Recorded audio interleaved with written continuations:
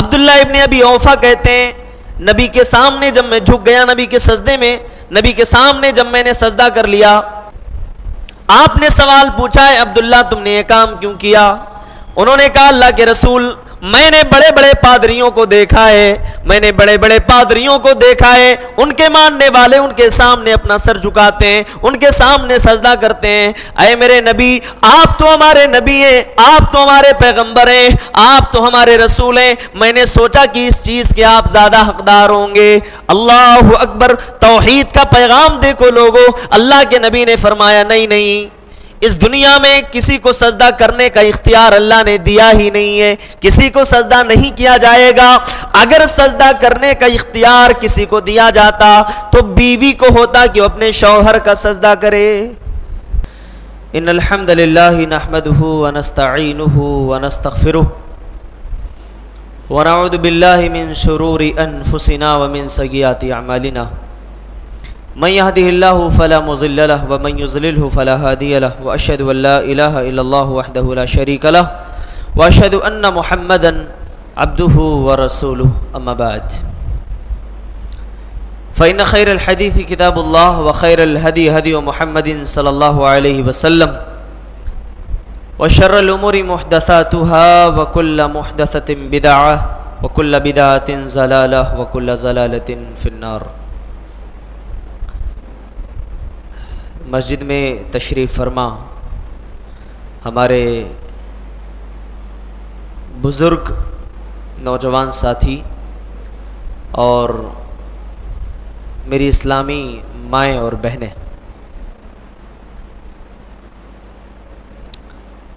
آج انشاءاللہ ہم لوگ چھٹویں پارے کی کچھ منتخب آیتوں کا خلاصہ اور اس کی تفسیر آپ کے سامنے رکھیں گے انشاءاللہ۔ سب سے پہلے اللہ تعالیٰ نے پارے کے شروع میں پہلی آیت میں فرمایا کہ کسی برائی کا چرچا جو ہے علل اعلان نہیں ہونا چاہیے، کسی برائی کا چرچا علل اعلان نہیں ہونا چاہیے، الا کہ کوئی آدمی اگر مظلوم ہے تو وہ جو ہے ظاہر کر سکتا ہے کہ ہاں فلاں نے میرے ساتھ ایسا زبردستی کیا ہے، میرا مال جو ہے ہڑپ لیا ہے، یا اسی طریقے سے مجھ کو گالی دی ہے، مجھے مارا ہے، وغیرہ وغیرہ جو بھی چیزیں ہیں اس کو وہ سامنے رکھ سکتا ہے۔ اللہ نے فرمایا لا يحب اللہ الجہر بالسوء من القول الا من ظلم نفسہ، کہ وہ آدمی اللہ تعالیٰ بری بات کو ظاہر کرنا یہ پسند نہیں کرتا ہے، بری بات کو ظاہر کرنے کو پسند نہیں کرتا ہے سوائے اس کے جس کے اوپر ظلم کیا گیا ہو، جو مظلوم ہے تو وہ آدمی جو ہے اس کا اظہار کر سکتا ہے۔ اللہ کے نبی صلی اللہ علیہ وسلم نے ایک بڑی ہی عجیب و غریب حدیث بیان فرمائی،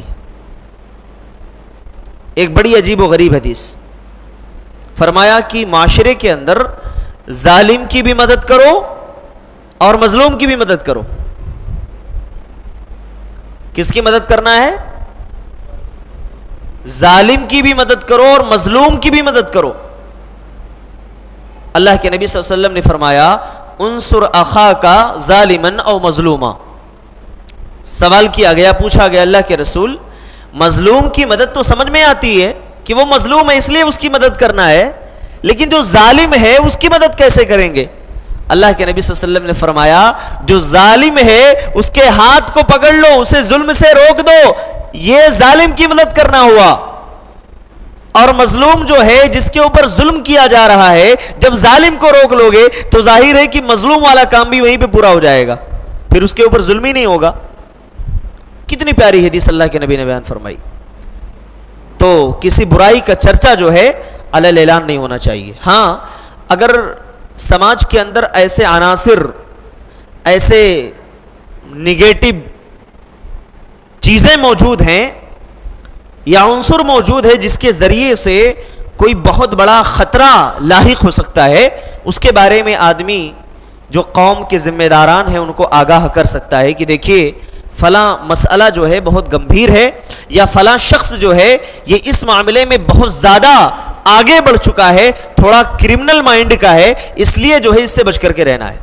تو ایسے لوگوں کے شر سے، ان کے فتنوں سے بچانے کے لیے معاشرے کے اندر لوگوں کو آگاہ کیا جا سکتا ہے. اس کو غیبت نہیں کہا جائے گا، ہے نا، لیکن سچائی کے ساتھ. اس کی نیت یہ ہو کہ فتنہ و فساد نہیں ہونا چاہیے، بلکہ فتنے و فسادات کے اوپر رکاوٹ اور قدغن لگنا چاہیے.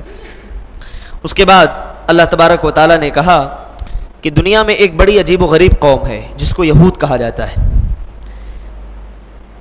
انہوں نے دعویٰ کیا کہ ہم نے عیسیٰ ابن مریم کو قتل کر دیا ہے. کیا کیا ہے؟ قتل کر دیا ہے. حالانکہ اللہ تبارک و تعالیٰ نے ان کو زندہ آسمان پر اٹھا لیا ہے. اور یاد رکھیے کہ عیسیٰ علیہ السلام کا زندہ آسمان پر اٹھایا جانا، یہ تمام اہل تفسیر یعنی مفسرین اور تمام ائمہ حدیث کا اس بات پر اتفاق ہے. حافظ ابن حجر رحمۃ اللہ علیہ بیان فرماتے ہیں کہ اتفقا اصحاب التفسیر والحدیث، جو اہل تفسیر مفسرین جو ہیں اور جو ائمہ حدیث ہیں، حدیثوں کے جو محدثین ہیں، امام ہیں، ان کا اس بات پر متفقہ فیصلہ ہے کہ ان عیسیٰ علیہ السلام رفع ببدنہ الی السماء، ان کو جسمانی طور پر ان کے جسم کے ساتھ اللہ نے آسمان میں اٹھا لیا ہے، زندہ اٹھا لیا ہے، اور وہ اب تک زندہ ہیں. اور یہ بھی اہل السنہ والجماعہ کا، جماعت اہل حدیث کا اس بات پر متفقہ عقیدہ ہے، یہ اعتقاد ہے کہ اللہ تبارک و تعالیٰ ان کو آخری زمانے میں، آخری وقت میں اس دنیا میں اتارے گا. اور کہاں اتریں گے؟ کوئی بتا سکتے ہیں؟ دمشق کے منار شرقیہ کے پاس فجر کی نماز کے لیے اقامت ہو رہی ہوگی، اس وقت ان کو اتارا جائے گا. حضرت عیسیٰ علیہ السلام جب آئیں گے تو جزیہ اور ٹیکس کو ختم کریں گے، ہے نا، دجال کو قتل کریں گے. اسی طریقے سے یاجوج اور ماجوج کا جو فساد ہوگا، ان کی بددعا سے ہی اس کو ہلاک و برباد کر دیا جائے گا، اور پھر ایک مدت گزار کر کے اس دنیا میں ان کی وفات ہو جائے گی. اس بات پر ہمارا اتفاق ہے اور یہ اعتقاد رکھتے ہیں. اور اگر کوئی یہ چیز نہیں مانتا، یہ اعتقاد کوئی نہیں رکھتا ہے کہ اللہ نے ان کو زندہ آسمان میں اٹھا لیا ہے، تو دائرہ اسلام سے وہ خارج ہو جائے گا، دائرہ اسلام سے نکل جائے گا. کیونکہ قرآن و حدیث کی باتیں اس مسئلے میں صریح ہیں، واضح ہیں، اس میں کوئی اختلاف نہیں، کوئی چوچرا نہیں ہے.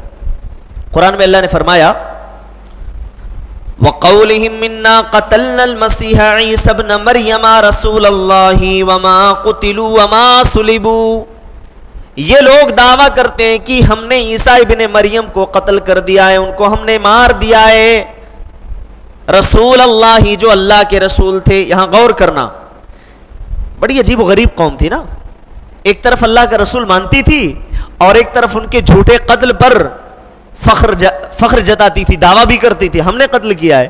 تو رسول اللہ کیوں کہا کہ اللہ کے رسول؟ یہاں مفسرین نے کچھ نقطے بیان کیے. اس کا پہلا جواب یہ دیا گیا ہے کہ رسول اللہ یہ ان لوگوں نے طنز کے طور پہ کہا، یعنی ایک طنز اور کمنٹ کے طور پہ تانا دیتے ہوئے کہا ہم نے اس آدمی کو قتل کر دیا ہے جو اپنے آپ کو رسول سمجھتا تھا. اور دوسرا جواب یہ دیا ہے مفسرین نے کہ یہاں رسول اللہ سے مراد جو ہے، یعنی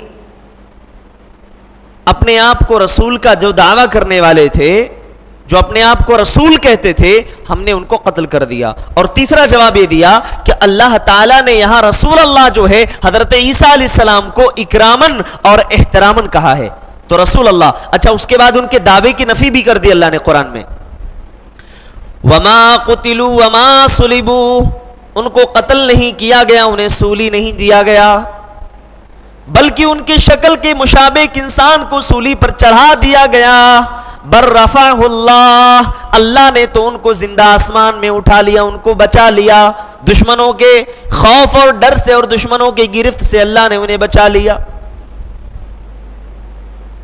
عیسیٰ علیہ السلام کو جب سولی پر چڑھانے کی بات چل رہی تھی تو انہوں نے اپنے حواریوں میں سے، ایک روایت آتی ہے، کسی کو طلب کیا اور کہا کہ کون ہے جو میری جگہ سولی پر چڑھنا چاہے گا، اللہ تعالیٰ اس کو میری شکل دے دے گا، اور پھر جب اسے میری شکل ملے گی تو اللہ تعالیٰ ان کے حوالے وہ ہو جائے گا اور پھر اس انسان کو سولی چڑھا دیا جائے گا. وہ لوگ سمجھیں گے، وہ لوگ سمجھ لیں گے کہ ہم نے عیسیٰ علیہ السلام کو सूली दे दिया। इस तरीके से अल्लाह तबारक व ताला ने हज़रत ईसा अलैहिस्सलाम को जिंदा आसमान में उठा करके उनकी हिफाजत की। मेरे भाइयों, ये हमारा ईमान और एतकाद है, और उनका जो दावा है वो दावा उनका गलत है कि हमने ईसा अलैहिस्सलाम को सूली पर चढ़ाया था। उसके बाद जो है अल्लाह ताला ने दीन में गुलू करने से मना फरमाया। कहा जहां जहां भी गुमराहियां आती हैं वो दीन में गुलू की वजह से आती हैं। दीन के अंदर गुलू करना जो है ना बड़ा खतरनाक मामला है। गुलू किसको कहते हैं?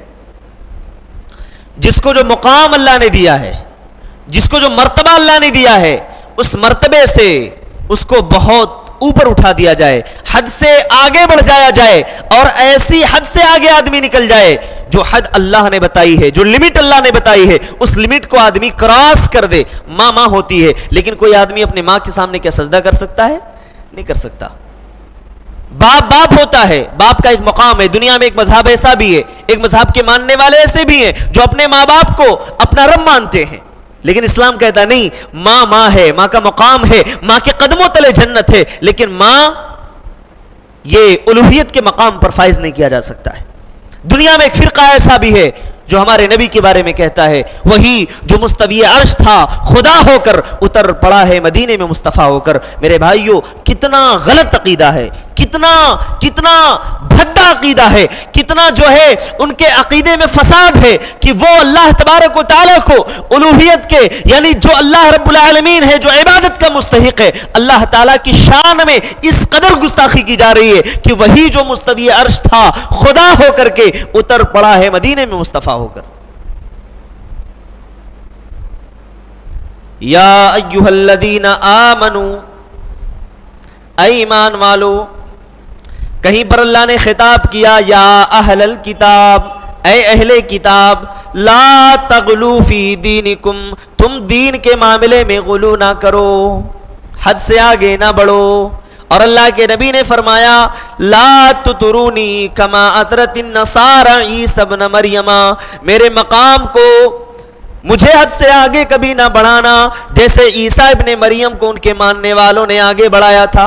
आज दुनिया में एक फिरका ऐसा भी है जो कहता है हम नबी को मानते हैं, हम नबी को बहुत मानते हैं, हम नबी से बड़ी मोहब्बत करते हैं। मेरे भाइयों, ये ईसा को मानने वाले जब उनकी शान में हद से आगे बढ़ते हैं, गुलू करते हैं, तो गुमराह हो जाते हैं। नबी को मानने वाले भी अगर नबी की शान में हद से आगे बढ़ेंगे तो वो भी गुमराह हो जाएंगे। इसलिए नबी ने फरमाया, ला तुतरूनी कमा अतरतिन नसारा ईसा इब्न मरियमा, ऐ लोगो मेरी जात के मामले में, मेरे मामले में कभी हद से आगे ना बढ़ना।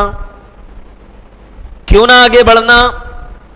इन्नमा अना अब्दुल्लाहि व रसूलुहु, बेशक मैं अल्लाह का बंदा और उसका रसूल हूं। फक़ूलू अब्दुल्लाहि व रसूलुहु, तुम मुझे अल्लाह का बंदा और उसका रसूल कहा करो, मैं अल्लाह का बंदा उसका रसूल हूं।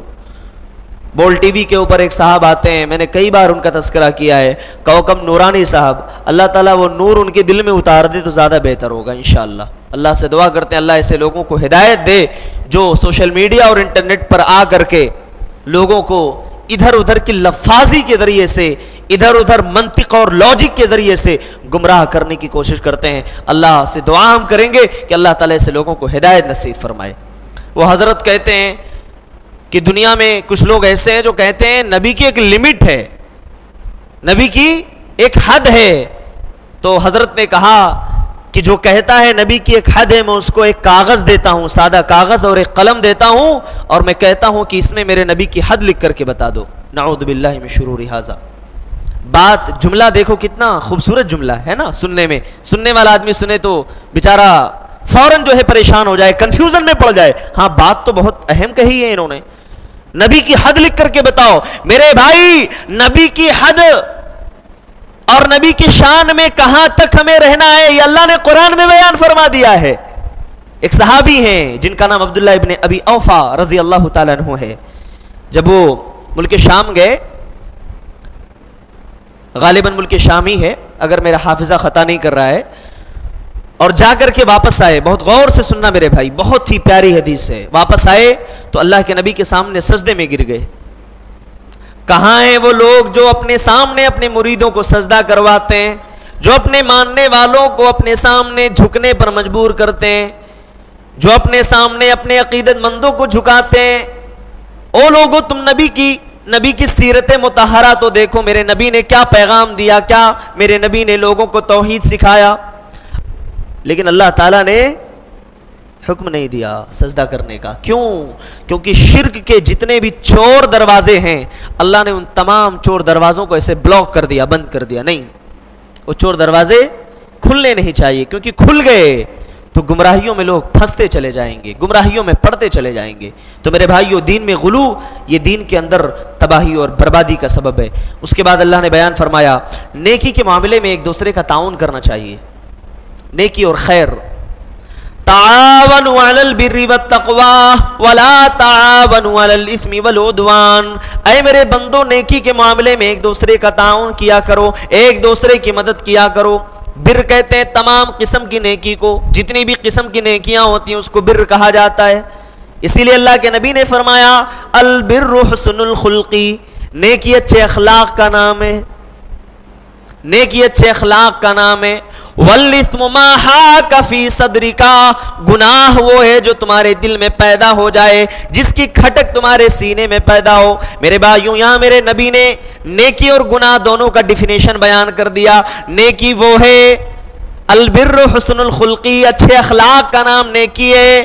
والاثم ما حاک فی صدرک، کوئی کام تم کرنے جا رہے ہو، تمہارے دل میں خیال آیا لوگ دیکھیں گے تو کیا کہیں گے، پوچھنے کی ضرورت نہیں ہے، دل میں خود سگنل آنا شروع ہو جائے گا، ہے نا، خود الرٹ ہو جاؤ گے. نہیں، لوگوں نے دیکھ لیا تو کیا کہیں گے. کہا بس سمجھ لو کہ یہی گناہ ہے، یہی ہے گناہ. لوگ کیا کہیں گے، لوگوں کو میں کیا جواب دوں گا. بس کہا کہ بس گناہ نہیں ہے تو کم سے کم گناہ کے دروازے پر تم پہنچ چکے ہو، بس اب گناہ ہو سکتا ہے، بچ جاؤ، وہاں پر رک جاؤ. کہا نیکی کے معاملے میں تعاون کرو، لیکن گناہ کے معاملے میں نہیں، گناہ کے معاملے میں نہیں ہونا چاہیے. ماں باپ کی اطاعت کرنی ہے کہ نہیں کرنی ہے؟ کرنی ہے نا. ماں باپ کا مقام و مرتبہ بہت اونچا ہے نا. ان کی نافرمانی کرنا کبیرہ گناہ ہے، بڑا گناہ ہے. لیکن ماں باپ کہیں بیٹا تعویذ پہن لے، بیٹا کالا دھاگا تیری کمر پہ باندھ دیتا ہوں، تیرے پیر پہ باندھ دیتا ہوں یا باندھ دیتی ہوں، ہے نا، بیٹا چل فلاں درگاہ پہ دستک دے کے آئیں گے، بیٹا چل وہاں پہ جا کے آئیں گے، تو کیا ماں باپ کی بات وہاں سننا ہے؟ نہیں سننا ہے میرے بھائی. کیوں؟ کیونکہ اللہ کے نبی نے فرمایا لا طاعت لمخلوق فی معصیت الخالق، اللہ کی نافرمانی میں کسی مخلوق کی اطاعت کبھی جائز نہیں ہے، درست نہیں ہے. اللہ کی نافرمانی میں میرے بھائی ماں باپ کا الگ مقام و مرتبہ ہے، لیکن جہاں اللہ تبارک و تعالیٰ کے حکم سے مخلوق کا حکم ٹکراتا ہے وہاں خالق کے حکم کو مقدم رکھا جائے گا. اور مخلوق میں کوئی بھی ہو، آپ کا دوست ہو، آپ کا بھائی ہو، یہاں تک کہ آپ کے ماں باپ ہی کیوں نہ ہو، ان کی بات کو چھوڑ دیا جائے گا. اس کے بعد اللہ تبارک و تعالیٰ نے حرام چیزوں کی تھوڑی تفصیل بیان فرمائی ہے. اگر آپ اس کو مزید دیکھنا چاہیں تو سورہ مائدہ کی آیت نمبر 3 میں دیکھ سکتے ہیں. سورۃ المائدہ آیت نمبر 3 میں اللہ تعالیٰ نے اس کی بڑی تفصیل بیان کی ہے. میں کچھ چیزیں بیان کر کے آگے بڑھوں گا. اللہ نے فرمایا حرمت علیکم المیتۃ والدم ولحم الخنزیر وما اہل لغیر اللہ بہ، اللہ نے تمہارے اوپر مردار کو حرام کیا ہے، اللہ نے تمہارے اوپر خون کو حرام کیا ہے، اللہ نے تمہارے اوپر خنزیر کے گوشت کو حرام کیا ہے، اللہ نے تمہارے اوپر اس جانور کو حرام کیا ہے جس پر غیر اللہ کا نام لیا جائے. اچھا، خون حرام ہے، لیکن دو قسم کا خون ایسا ہے جو حلال ہے. کون کون؟ دو قسم کا خون ایسا ہے جو حلال ہے. کیا بولے بھائی؟ جگر. جی بالکل صحیح جواب دیا میرے بھائی نے. ہاں، ایک اور کوئی بتائیں. جگر اور ایک تلی. جگر اور تلی، یہ دو قسم کا گوشت ایسا، خون ایسا ہے جس کو اللہ تعالیٰ نے حلال کیا ہے، اور دو قسم کے مردار ایسے ہیں جن کو اللہ نے حلال کیا ہے. مردار مطلب مرا ہوا. کون کون ہے وہ؟ ہاں، مچھلی سب کو یاد ہے. ہاں جی. اور دوسرا ٹڈی. بالکل، جزاک اللہ، اللہ تعالیٰ آپ لوگوں کے علم میں برکت دے. تو دو قسم کے مردار، ایک مچھلی اور ایک ٹڈی، اس کو بھی اللہ نے حلال کیا. جگر اور تلی خون میں اللہ تعالیٰ نے اس کو بھی حلال کیا ہے. اچھا، ٹڈی کتنے لوگوں نے کھائی ہے؟ مچھلی تو سب لوگوں نے کھائی ہوگی نا. ٹڈی میرے خیال سے تقریباً کسی نے نہیں کھائی ہوگی. بہرکیف، اچھا، ان مردار میں بھی اللہ نے کہا کلوا من الطیبات ما رزقناکم، جو پاکیزہ ہے نا، جو اچھا ہے وہ کھانا ہے۔ اچھا اس کا مطلب یہ نہیں کہ مردار میں جو سڑ جائیں ان سے بدبو آ رہی ہے اس کو بھی کھا سکتے ہیں، جائز ہے نہیں۔ اللہ نے کہا کلوا من الطیبات ما رزقناکم، جو ہم نے تمہیں روزی دی ہے، جو پاکیزہ ہے، کوالٹی کا ہے، اچھا ہے، صاف ستھرا ہے، اس کو تم کھاؤ۔ لیکن ہماری مسلم قوم میں بیچاری یہ قربانی کے گوشت کو بھی ایک ایک مہینہ فریج میں رکھ کے کھاتی ہے، یہ کہاں چھوڑنے والی ہے؟ خیر اللہ تعالیٰ ہدایت دے میرے بھائی۔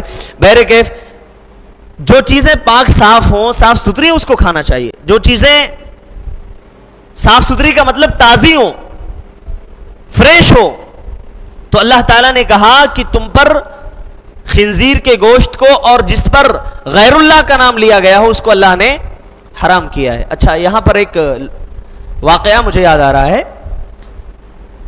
آریہ سماج کے لوگوں سے مولانا ثناء اللہ امرتسری رحمۃ اللہ علیہ کا نام آپ لوگوں نے سنا ہوگا، بہت بڑے مناظر تھے، بہت بڑے مناظر تھے۔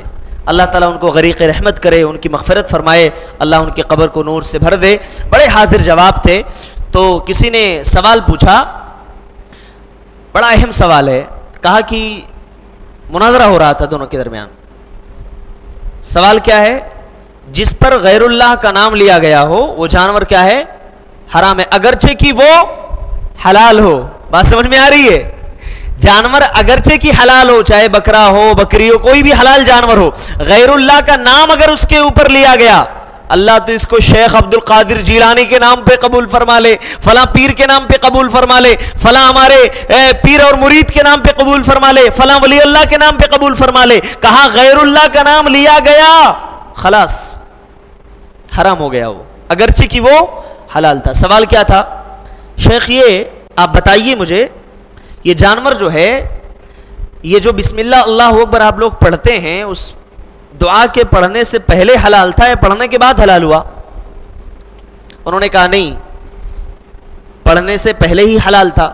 کہا اگر پڑھنے سے پہلے حلال تھا تو پڑھنے کی کیا ضرورت ہے؟ سمجھ میں آ رہی ہے بات؟ اگر پڑھنے سے پہلے حلال تھا تو پڑھنے کی کیا ضرورت ہے؟ اور اگر پڑھنے کے بعد حلال ہوا تو جو حرام جانور ہیں جیسے بلی ہے، چوہا ہے، وغیرہ وغیرہ، تو اس پر اگر پڑھ لیا جائے تو یہ حلال کیوں نہیں ہو سکتے ہیں؟ ہاں سوال تو بڑا اہم ہے بھائی، سمجھ میں آیا کہ نہیں آیا؟ سوال سمجھ میں آ گیا نا؟ اعتراض سمجھ میں آیا؟ پہلے یہ دعا پڑھے اس سے پہلے حلال تھا یا پڑھنے کے بعد؟ کہا نہیں، پڑھنے کے پہلے ہی وہ حلال تھا، بس ہم پڑھتے اس لیے اللہ نے حکم دیا ہے۔ کہا اچھا اگر پڑھنے سے پہلے حلال تھا تو پڑھنے کی کیا ضرورت؟ اور اگر پڑھنے کے بعد حلال ہوا تو جو حرام جانور ہیں ان کے اوپر اگر پڑھ لیا جائے تو حلال کیوں نہیں ہو سکتے؟ تو شیخ کو بھی اللہ تعالیٰ نے جو ذہانت دی تھی، ہر سوال کا جواب آپ حدیث اور قرآن سے نہیں دے سکتے ہیں، کچھ حاضر جوابی بھی ہونا چاہیے۔ کہا اچھا یہ بتاؤ، تم لوگ منتر پڑھتے ہو کہ نہیں پڑھتے ہو؟ ہاں بالکل پڑھتے ہیں۔ کسی عورت کو اپنے نکاح میں اپنے جو ہے زوجیت میں لینے کے لیے وہ تم پڑھتے ہو کہ نہیں پڑھتے ہو؟ ہاں بالکل پڑھتے ہیں۔ تو منتر پڑھنے سے پہلے وہ تمہارے لیے حلال تھی یا منتر پڑھنے کے بعد حلال ہوئی؟ کہا نہیں نہیں، منتر پڑھنے کے بعد حلال ہوئی، اس سے پہلے کیسے ہو سکتی ہے؟ کہا اچھا بات سمجھ میں آ گئی اتنی؟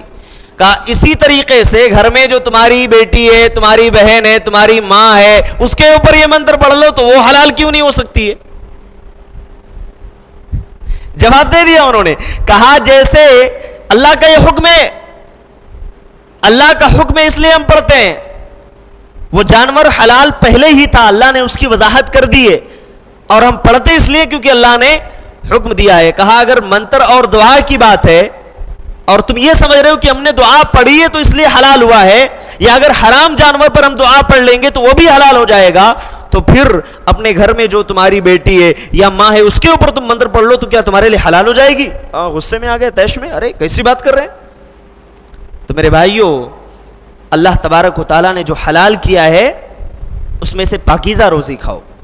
اچھا اس کے بعد اللہ تعالیٰ نے کہا یہود اور عیسائیوں کا ایک باطل گمان اللہ تعالیٰ نے بیان فرمایا ہے۔ وہ لوگ سمجھتے تھے دنیا میں کہ ہم لوگ اللہ تعالیٰ کے بڑے محبوب ہیں، ہم لوگ کیا ہیں؟ اللہ تعالیٰ کے بڑے محبوب ہیں۔ تو اللہ تعالیٰ نے ان کے اس اعتراض کا جواب دیا۔ وہ لوگ کہتے تھے، قرآن نے اس کا نقشہ یوں کھینچا ہے، وقالت اليہود والنصارى نحن ابناء اللہ واحباؤہ، یہود اور نصارہ یہ دعویٰ کرتے تھے ہم اللہ کے بیٹے ہیں اور اللہ کے بڑے محبوب ہیں۔ اللہ نے فرمایا اگر ایسی بات ہے قل فلما يعذبكم، اے نبی آپ ان کو کہہ دو، ان سے سوال پوچھو کہ پھر اللہ تمہیں عذاب کیوں دے گا؟ اگر ایسی بات ہے تو تمہیں اللہ عذاب کیوں دے گا؟ معاملہ یہ نہیں ہے، معاملہ یہ ہے کہ ہر آدمی اپنے عمل کی وجہ سے جو عمل کرتا ہے، جو عمل کر کے اللہ کو راضی کر لے گا، اللہ تبارک و تعالیٰ اس کو بہترین بدلہ دے گا۔ تمہارا عمل اچھا نہیں ہے، تمہارا عقیدہ اچھا نہیں ہے، تم صرف یہ دعویٰ کرو ہم اللہ کے بڑے محبوب ہیں، تم کو نجات نہیں ملے گی۔ تمہارا عقیدہ بھی نبی کے طریقے پہ ہونا چاہیے، تمہارا عقیدہ بھی نبی کے بتائے ہوئے اصولوں کے مطابق ہونا چاہیے، تمہارا عمل بھی نبی کے بتائے ہوئے اصولوں کے مطابق ہونا چاہیے۔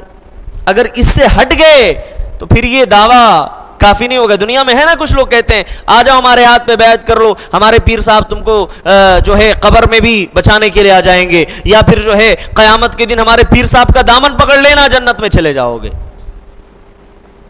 میرے بھائی اللہ تبارک و تعالیٰ کے تعلق سے یہ یہود و نصارہ بھی دعویٰ کرتے تھے ہم اللہ کے بڑے محبوب ہیں، ہم ان کے بڑے قریبی ہیں۔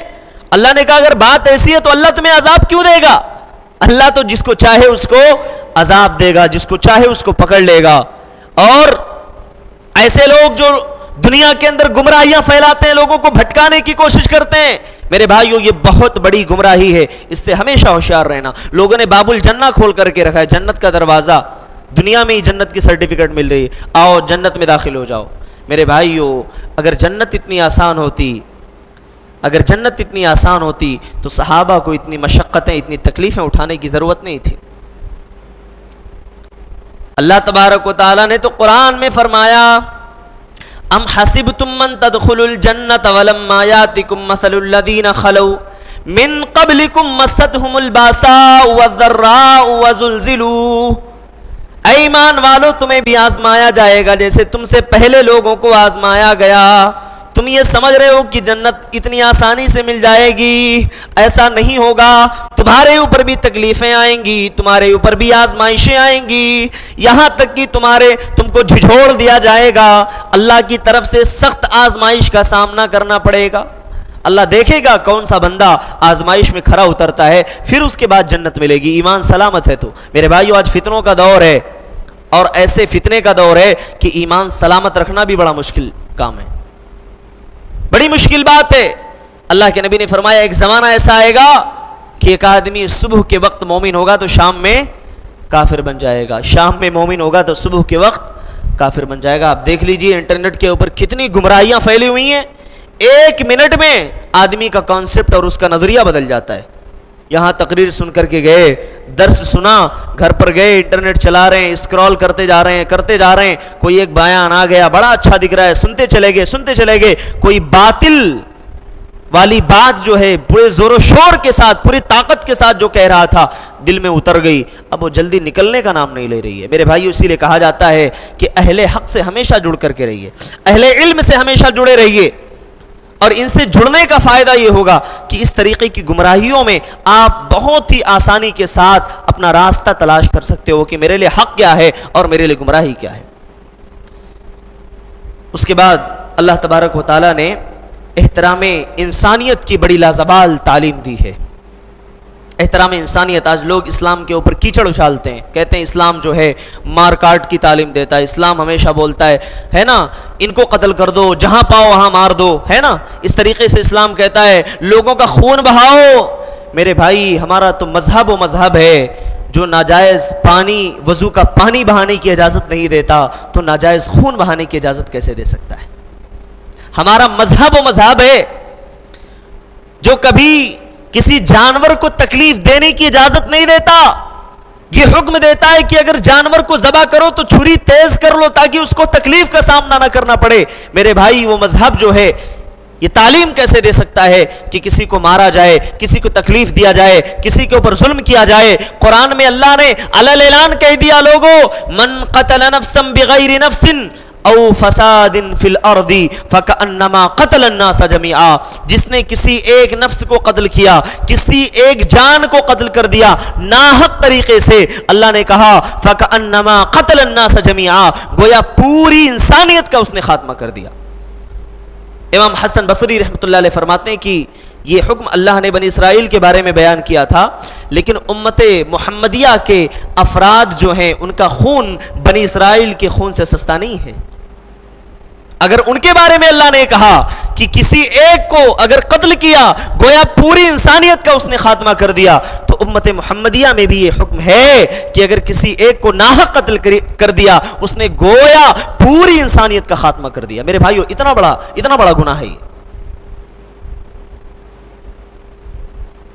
اللہ تبارک و تعالیٰ نے رحم دلی کا حکم دیا ہے، محبت کا حکم دیا ہے، اچھے سلوک کا حکم دیا۔ ماں باپ اگر غیر مسلم ہیں، مشرک ہیں، ان کے ساتھ بھی برتاؤ اچھا رکھو، ان کے ساتھ بھی حسن سلوک کرو۔ یہ تعلیم دی ہے میرے بھائیو ہمارے مذہب نے، اسلام نے یہ تعلیم دی ہے۔